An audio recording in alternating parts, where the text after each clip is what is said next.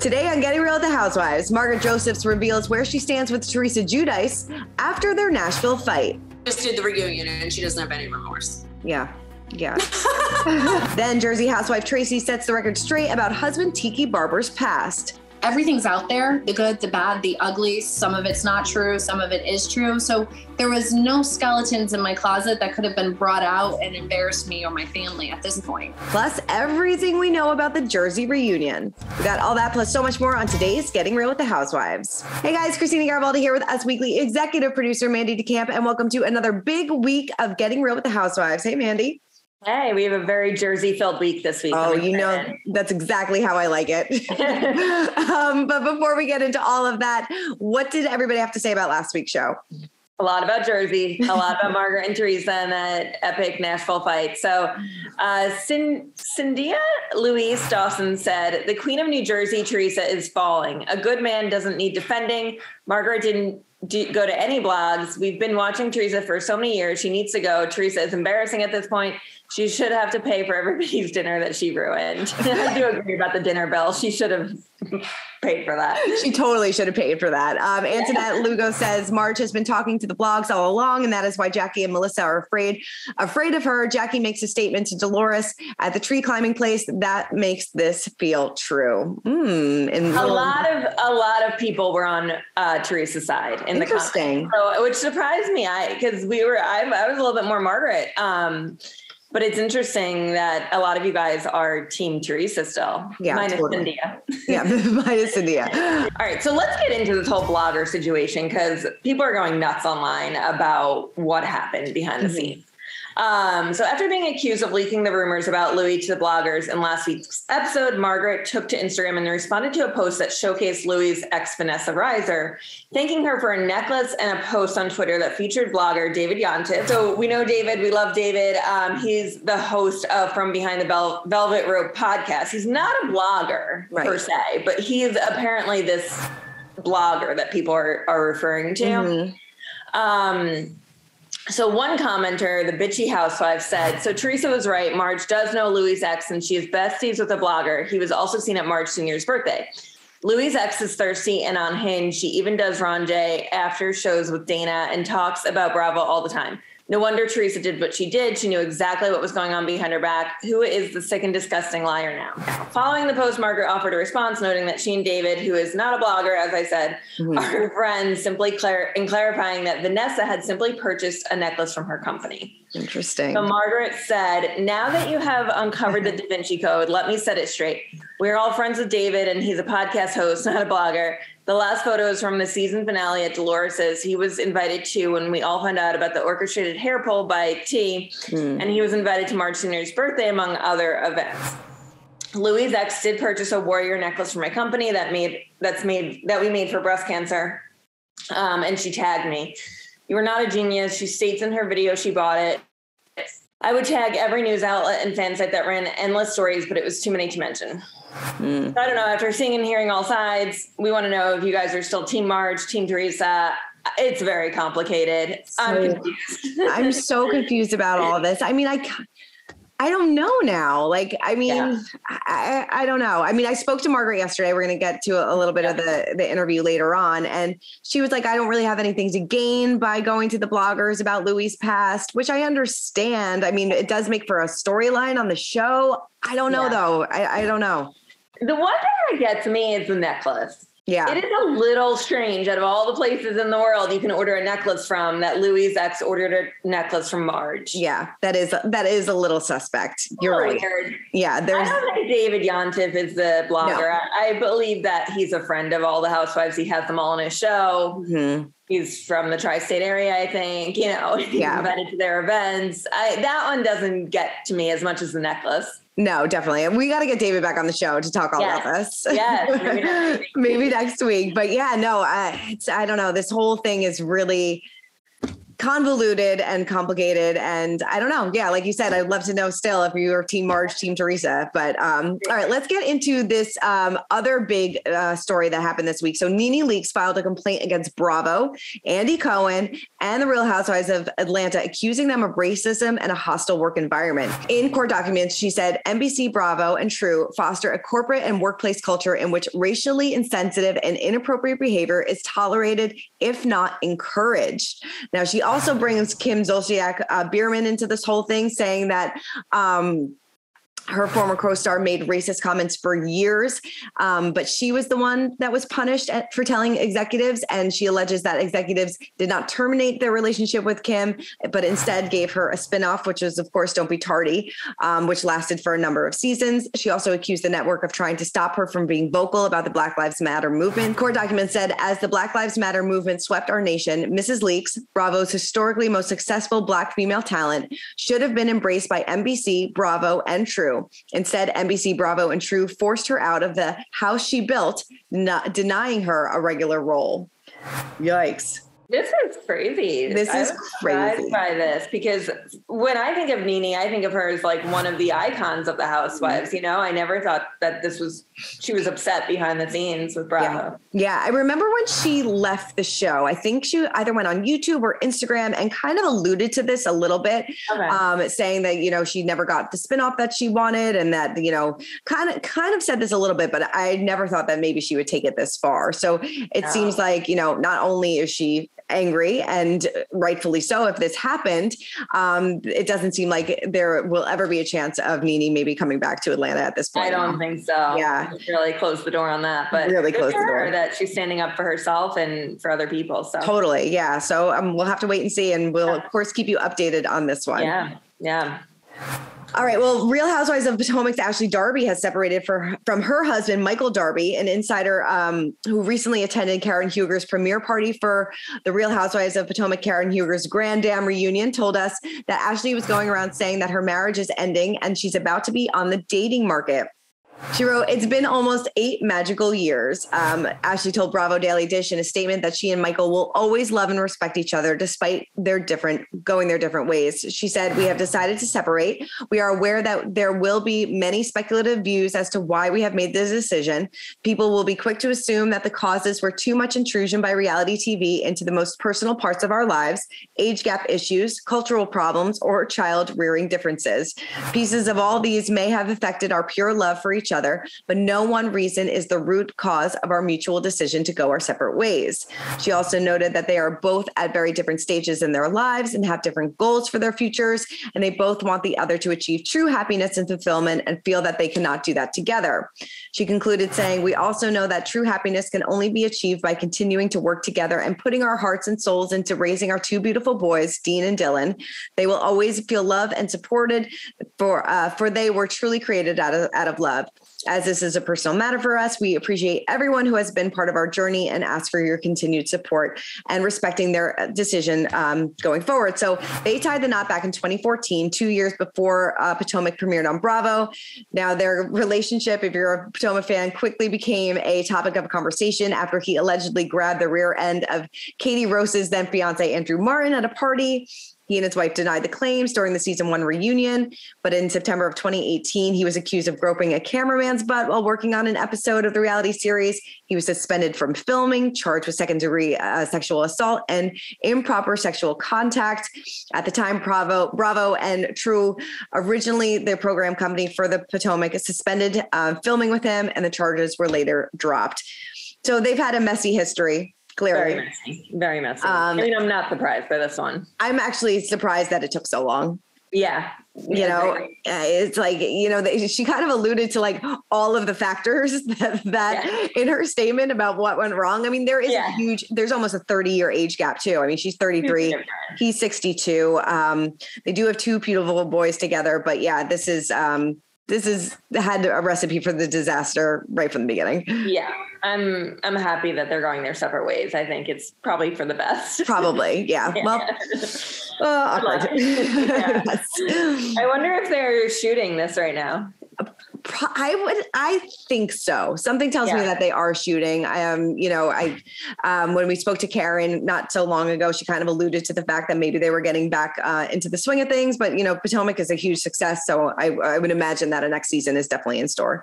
Yeah, agreed. Mm-hmm. All right. Well, back to Jersey. Yes. Jennifer Aiden spoke to E! News this week about the reunion coming up. We also spoke to Margaret, which we'll get to in a few minutes about it. But let's get to what Jennifer said.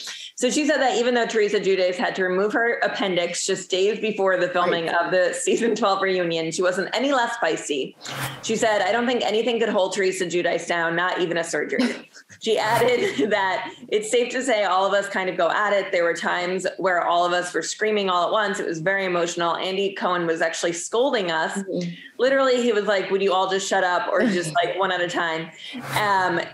What I also thought was interesting, not that it's surprising, but Andy also put Jen's husband, Bill, on the hot seat for a minute during the reunion. But Jen said, "Bill is a champ. And there was part of him that knew it was important for me to share the story. He was put on the spot and he filmed all season for me, as awkward and as uncomfortable as it was. People were thinking that he wasn't Team Jen or that he wasn't being supportive of his wife, but I literally acknowledged this big secret and then I expected him to show up for it. It's not easy for everybody like it is for me, so I had to respect that." She went on to say, "Bill is just such a supportive husband, and I just think that he's amazing. He's amazing, and I'm really lucky to have him. And I wouldn't be with anybody that I didn't trust. I wouldn't be with anybody that didn't treat me well. And Bill treats me like a queen. Listen, we spoke about it, and now we're done with it, and we could close that chapter of our lives." All right. I'm ready for this reunion, though. I'm so excited about it. It's so good. Yeah, between this and what Margaret told us, I'm like, it's going to be great. It's going to be great. And let's get right into it. So let's see what Margaret actually had to say about the reunion. So take a look. Do you feel like now that you're a few months out of it, I know kind of watching it back kind of rehashes everything for you, but do you feel like maybe now that some time has been removed, do you feel like she has any remorse for what happened? I just did the reunion and she doesn't have any remorse. Yeah. Yeah. So, I can laugh about it, but she's not one to really have a lot of remorse. Mm-hmm. Is that upsetting to you? Because you have been friends for quite some time. She feels, I thought you were my friend, and I thought I am her friend. I am a good friend, tells you the truth, doesn't always tell you what you want to hear. And she's a different idea of friendship. Yeah, of course it's upsetting to me. I met her in a very sad time in her life. I was very nurturing, empathetic. That's the type of person I am. You could see I could run a gamut of emotions, even if I'm not the closest with someone. Jennifer and I made up in a genuine way. Mm-hmm. Of course it's upsetting. I think she has a level of paranoia I've never seen in anybody. Mm-hmm. I mean, kind of piggybacking off that, why do you think she was so convinced that you were the one to go to the blogs? Was it just because you were asking him a few questions about himself? Yeah, I think because when she wants something to be true, I mean, she can delude herself into thinking something is true even when it's not. Mm-hmm. I've never quite witnessed something like that, but I'm brutally honest, even with myself. And, she doesn't want to see what's right in front of her. Mm-hmm. Do you still have red flags about Louis? I feel a lot better. I think he addressed a lot of things. I think that's all that questions, you know what I mean? I think when something's out there, people have the platform to address it on this show. We're very lucky that way. When things are out there, people can easily make it right, address it, tell the truth and move on. Even if it's not the pretty truth, whatever it is. I think he's done, after the season, he's done a great job of that. And you know what? I do know that he loves her very much, and good luck to him. I mean, he's, I'll take him over any day over her at this point. What can you kind of tease about the reunion? I know that this is going to be a fiery reunion. I think Jennifer just said in an interview that Andy had to calm everybody down a little bit. Oh yeah. Andy, I've never seen him so frustrated, agitated. It's the longest reunion I've ever had. I think that he's ever had. We went way over. It's crazy. I said it was draining. Mm-hmm. Exhausting. Fights explode with people you would never think they would explode with. Usually on reunions, we have a lot of resolve. This reunion, there was a lot of people going away still agitated, new people fighting. So there's no resolve this season. There just isn't. Yeah, Melissa said, I think on Watch What Happens Live, that she hasn't spoken to Teresa since the reunion. Does that surprise you at all? No, doesn't surprise me. Mm-hmm. It was ugly. It was ugly. I was like, wow. Have you spoken to Teresa since the reunion? I haven't spoken to her. No, yeah. But I will say she did text me for my birthday, which was good for her. That was good. Which is a little odd. Yeah, I mean, Teresa having zero remorse for what went down. Not surprising. Yeah. But yeah, it's going to be good. Zero remorse. And Margaret said too, like, Andy just went. Yeah. He couldn't control them, which, I mean, I'm not surprised, but. So excited for it. Yeah, I mean, we only have one more episode to go for the finale, and then the reunion will get underway. So we don't have to wait too long for it. Yeah, I like it when it sounds like they shoot the reunion close to the end of, when they're watching it in real time. Yeah, no, they only shot it a couple of weeks ago, and and Margaret said, she hasn't talked to Teresa. She did say that Teresa texted her for her birthday, which I saw that in your interview. Yeah, shocking, very shocking. She thought that was, but Melissa said that she hasn't spoken to Teresa. Yeah, since the reunion. Yeah. Mm-hmm. Crazy. Crazy. All right. Well, more Jersey. We got to get to more of your interview with Tracy Johnson, who actually spoke out about the rumors surrounding her and husband Tiki Barber's rumors that circulated around them before the show. So take a look. What were some maybe misconceptions about your relationship that you wanted to clear up going on? There's so many. That, Tiki and I had this big affair, which was not true, that I was the nanny or the babysitter, which is patently not true. And I think just all those things came up, and I was very happy to be able to have a platform to address them finally. Yeah. Definitely. Did this show change your relationship at all with Tiki? Did it bring you guys closer together? Was there ever any strain on your relationship? I don't think he would say it changed our relationship. I think for me, it made me admire him more because I suddenly became so much more busy than normal. Yeah. And he was so supportive, always giving me the most confidence to go out there and do my thing and not be afraid and everything else. And it really made me respect him more as a husband. Yeah. She kind of used this, platform to try to set the record straight about her relationship and said that there was no affair before they got together. Yeah. I mean, I still can't believe Tiki Barber's on the show. It blows my mind. Every time we watch it, it blows my mind. Why, Tiki? You don't need this. You don't need it. At least he didn't go on the boat trip. I was going to say, at least he sat that one out. Yeah, he was working, which I actually believe because he has real jobs and doesn't need the show.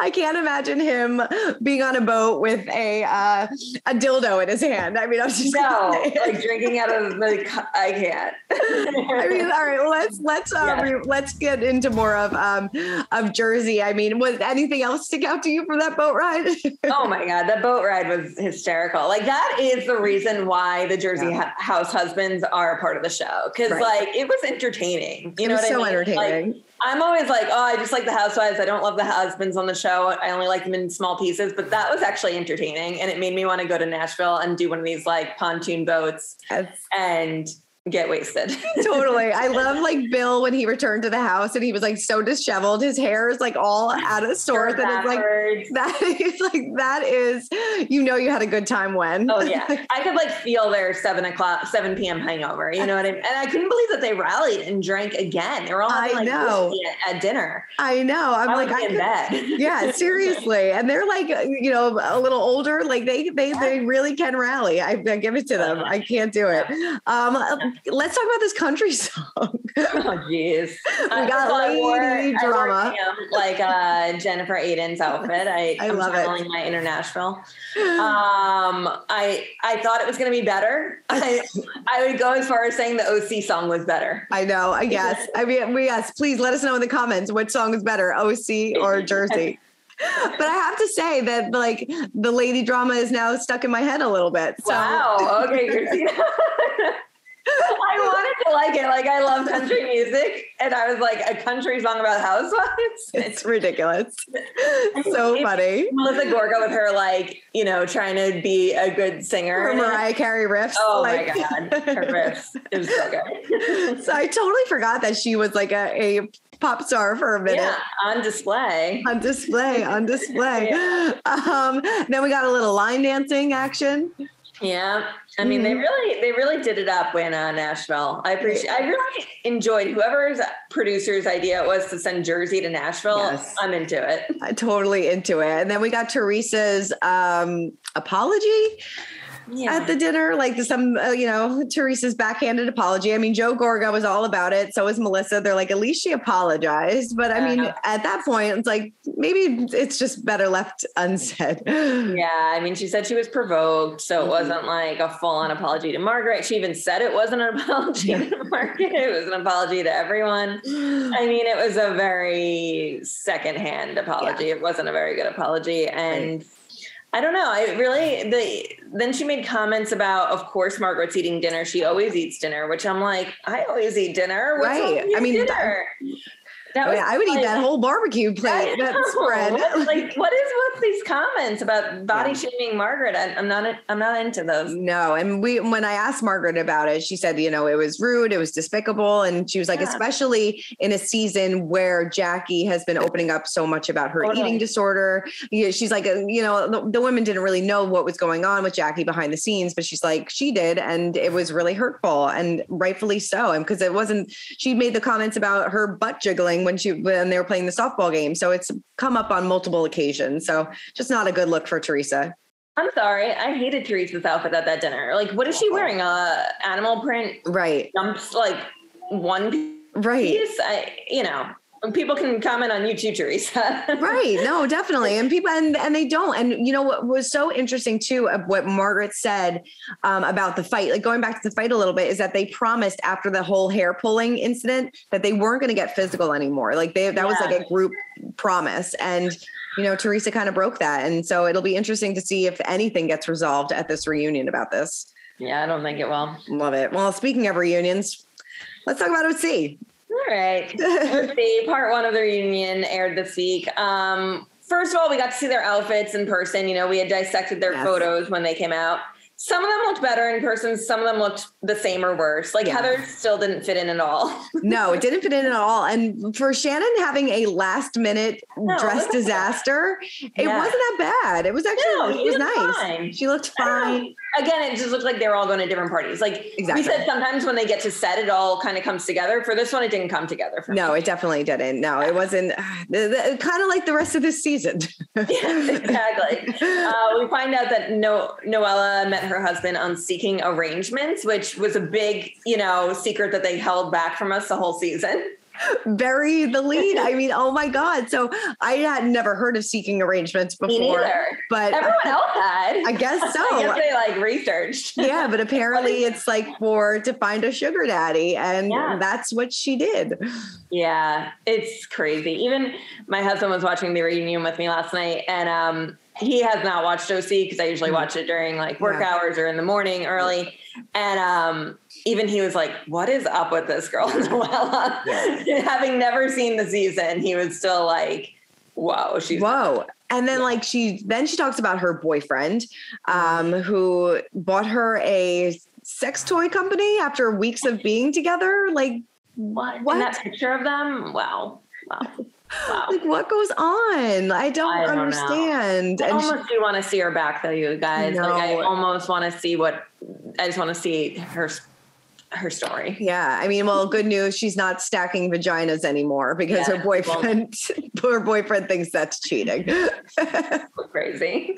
So crazy. And then we get into Heather versus Shannon again. What did you think about this? Do you think there's any friendship there? I think so. I mean, I think eventually they'll probably, mend fences. But what was interesting is that they actually brought up stuff from the past. I'm like, why didn't we do that all season? Like, Heather could have been like, I knew that David was having this affair. Like that could have been like a whole storyline type of thing. I don't know. It just, we focused so much on Noella this season that I feel like so many other storylines could have happened and they didn't. Yeah. But I feel like they can move on from this. I feel like they can move on. My opinion, I think Shannon just did the Housewives one season too long. I think she should have either walked away or been fired last season. I think we've seen her story over and over again. We've seen how she reacts. And she didn't have any friends this season. So it was just felt very like disconnected. Mm-hmm. She has friends, Mandy. Oh, I'm sorry. Yes. What did she call them? Like the core four. Core one, yes. Well, sorry, but you know, it seems like things get heated next episode, you know, based on, you know, the trailers. We'll see Emily and Gina kind of go at it, and that'll be wrapped up. But yeah, now kind of a wrap up of a lackluster season. Yeah, not the best. Not the best. All right. Well, let's get into our social spotlight. Which housewife caught your attention on social media this week? All right. So it goes to Best of Bravo. They want to start a petition to stop the singing on Housewives. I agree. So they said 2 singing episodes in a row. First OC, then Jersey. Haven't we been through enough? And okay, Melissa, LOL.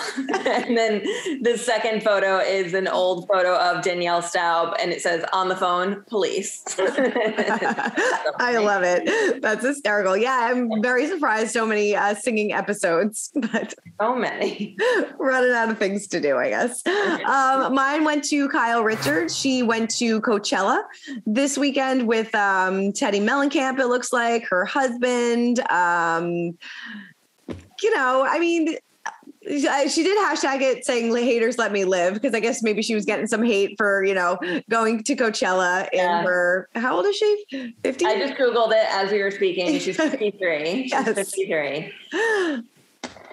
Yeah. Let your daughters go. Let your daughters go. Yeah. No, I feel like, I mean, she looks great. I'm sure it was a lot of fun, but you know, sometimes it's good to hang up the cowboy boots and the fringe. Although I have to say, after watching the Nashville episode and seeing Teresa and Dolores go to that cowboy, I'm totally going to that store and getting cowboy boots. Seriously, they were bedazzled cowboy boots. I want bedazzled cowgirl boots. I do too. All right, well, that's it for this week's episode of Getting Real with the Housewives. If you want to listen to our full interview with Margaret Josephs, listen to our Getting Real with the Housewives podcast. Keep commenting, keep subscribing, and we will see you guys next week. Bye.